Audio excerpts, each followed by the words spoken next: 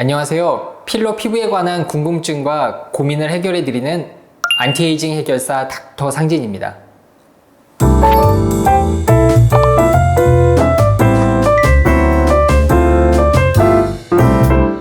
요즘 스킨 부스터들을 많이 주사하고 계신데요. 스킨 부스터가 무엇인지, 스킨 부스터의 여러 종류와 각각의 장단점은 뭔지, 어떤 걸 맞으면 좋을지 그런 고민을 같이 해결해 보겠습니다. 원장님, 요즘 스킨 부스터가 많이 유행한다고 하는데 스킨 부스터라는 게 뭔가요?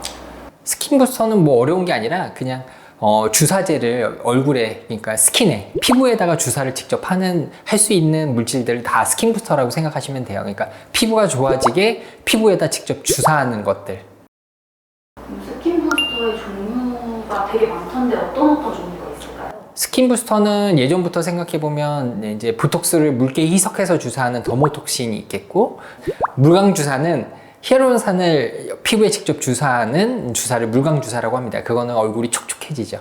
그 다음에 리쥬란이 있는데, 리쥬란은 얼굴에 영양제를 주사한다? 영양을 주는 걸 주사한다라고 생각을 하시면 될 것 같아요. 그 다음에 주베룩은 얼굴에 나이가 먹을수록 콜라겐 함량이 떨어지는데, 콜라겐을 만드는 그런 자극을 주는 성분이라고 생각을 하면 돼서, 주베룩을 주사하면 얼굴에 콜라겐이 늘어난다.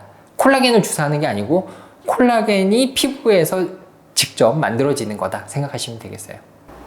그럼 아까 처음에 말씀하신 더모톡신이라는 스킨 부스터는 어떤 스킨 부스터예요?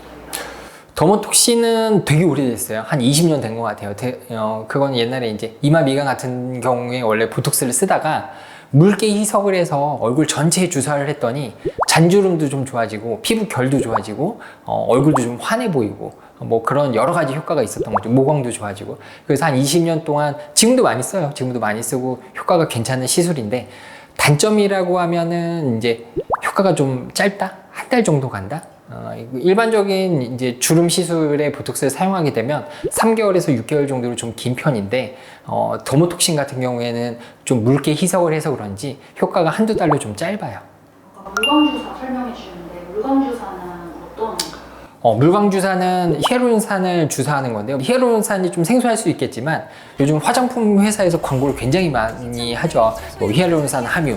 근데 사실은 화장품에 들어간 건 함량도 적고 피부가 장벽이기 때문에 흡수가 잘 안 돼요. 잘 안 돼서, 그래서 이제 스킨 부스터로 물광 주사를 하는 건데, 히알루론산을 주사를 하게 되면 히알루론산이 물을 끌어당겨요. 물을 끌어당기면 얼굴이 촉촉해지죠. 얼굴이 촉촉해지면 얼굴이 건조하신 분들, 아니면 아까 말했던 잔주름 같은 거, 잔주름도 좀 펴지고 얼굴이 팽팽해지는 효과가 나타나게 되는데, 얘는 옛날에는 이제 크로스링킹이 된 필러, 약간 묽은 필러들을 많이 얼굴 전체에 주사를 했어요. 그러면 효과가 1년 혹은 2년 정도 가는데 굉장히 좋죠. 얼굴에 주사 한 번으로 1년, 2년 효과가 가는 게 좋은데, 단점은 엠보가 잘 생겨요. 주사를 맞고 나서 울퉁불퉁한 엠보가 생기기 때문에, 아니 엠보가 생기면 엠보가 1년, 2년 가는 게 돼버리기 때문에 그걸 안 쓰게 되고, 그 다음에 반감기가 짧은, 그러니까 효과가 좀 짧은 그냥 크로스링킹이 안 된 히알루론산을 주사하기 시작했는데, 걔는 크로스링킹이 안 돼 있어서 효과가 짧아요. 얘도 아까 더모톡신이랑 비슷하게 효과가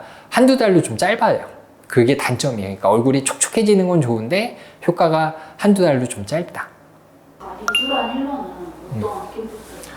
리쥬란 힐러는 아까 말한 것처럼 약간 영양을 주는 거라 그랬어요. 영양을 주는 거라서 얘는 장점은 보톡스나 필러로 해결되지 않는 잔주름 부위, 뭐 눈 밑 꺼짐이라든지 눈 밑에 잔주름이라든지 뭐 굉장히 미세한 잔주름의 효과가 있는데, 단점은 약간 드라마틱한 효과는 아니에요. 그러니까 뭔가 보톡스로 필러로 해결이 안 되니까 얘로 해보기는 하는데 효과가 없는 건 아닌데 효과가 썩 좋지도 않다.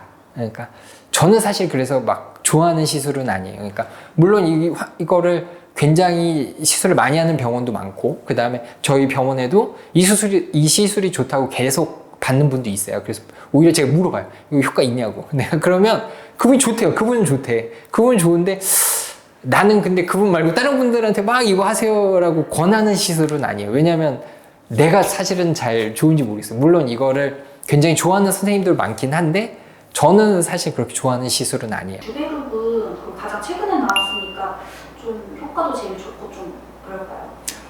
주베룩의 장단점을 보자면 주베룩은 일단은 스킨 부스터가 있고 얼굴에 뭐 지방 이식이나 필러 대신 사용하는 볼륨아이징 하는 볼륨아이저가 있어요. 그러니까 우리가 지금 얘기한 스킨 부스터로 사용하는 건 일반적인 주베룩인데 얘는 콜라겐 부스터라고도 얘기를 하죠. 콜라겐 부스터라는 게 뭐냐면 콜라겐을 직접 주사하는 건 아니에요. 그 안에서 피부 안에서 콜라겐을 직접 만들어요. 주베룩이 들어가서 콜라겐을 만들어주면 피부가 탱탱하게 만들어주는 거죠.